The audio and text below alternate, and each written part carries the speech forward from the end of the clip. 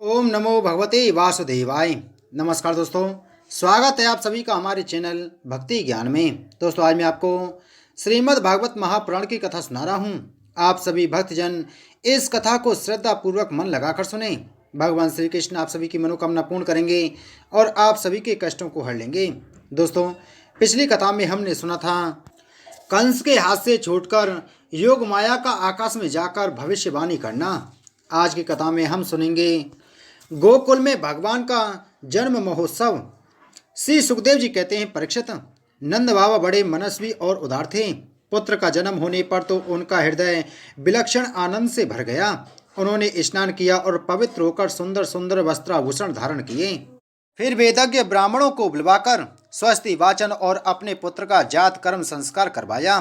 साथ ही देवता और पितरों की विधिपूर्वक पूजा भी करवाई।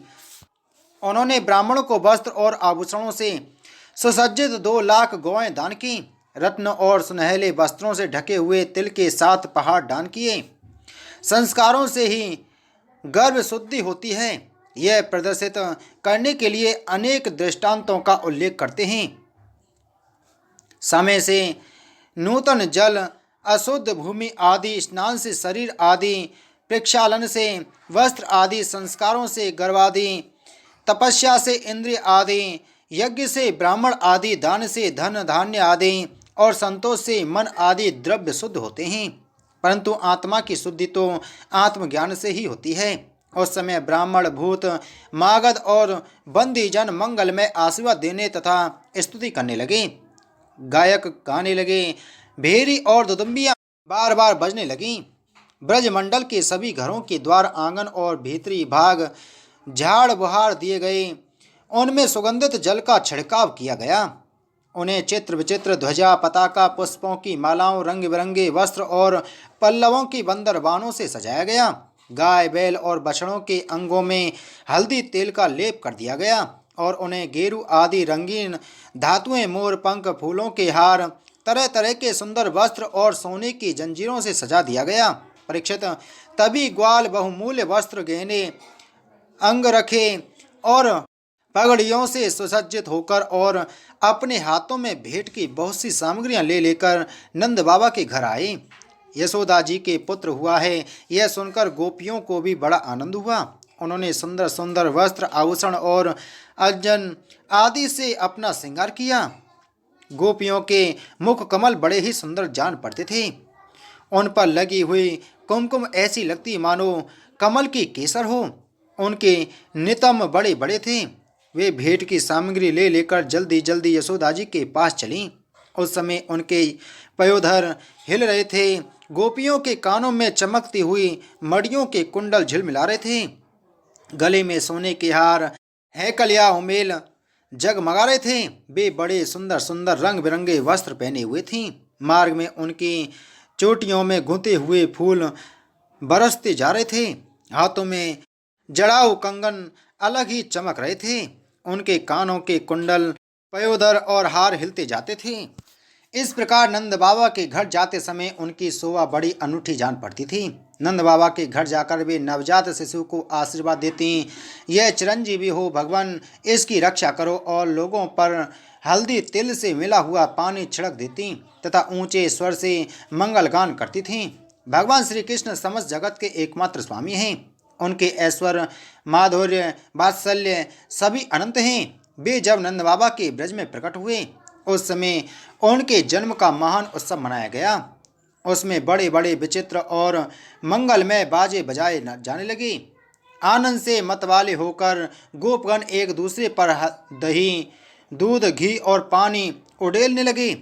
एक दूसरे के मुंह पर मक्खन मलने लगे और मक्खन फेंक फेंक कर आनंद उत्सव मनाने लगे।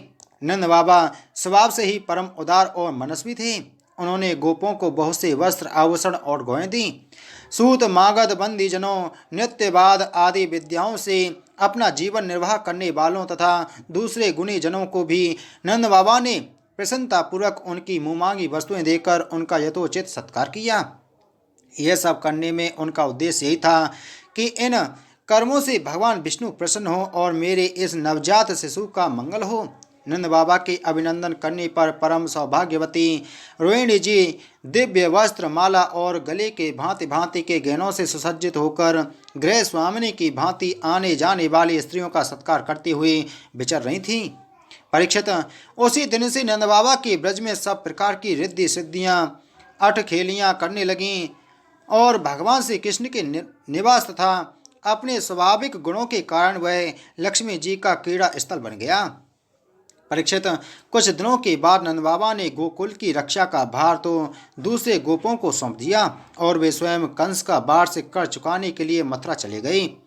जब वसुदेव जी को यह मालूम हुआ कि हमारे भाई नंद जी मथुरा में आए हैं और राजा कंस को उसका कर भी दे चुके हैं, तब वे जहाँ नंद बाबा ठहरे हुए थे वहाँ गए। वसुदेव जी को देखते ही नंद जी सहसा उठकर खड़े हो गए, मानो मृतक शरीर में प्राण आ गया हो। उन्होंने बड़े प्रेम से अपने प्रियतम वसुदेव जी को दोनों हाथों से पकड़कर हृदय से लगा लिया। नंद बाबा उस समय प्रेम से विलय हो रहे थे। परीक्षित, नंद बाबा ने वसुदेव जी का बड़ा स्वागत सत्कार किया। वे आदरपूर्वक आराम से बैठ गए। उस समय उनका चित्त अपने पुत्रों में लग रहा था। वे नंद बाबा से कुशल मंगल पूछकर कहने लगे। वसुदेव जी ने कहा, भाई, तुम्हारी अवस्था ढल चली थी और अब तक तुम्हें कोई संतान नहीं हुई थी, यहाँ तक कि अब तुम्हें संतान की कोई आशा भी न थी। यह बड़े सौभाग्य की बात है कि अब तुम्हें संतान प्राप्त हो गई।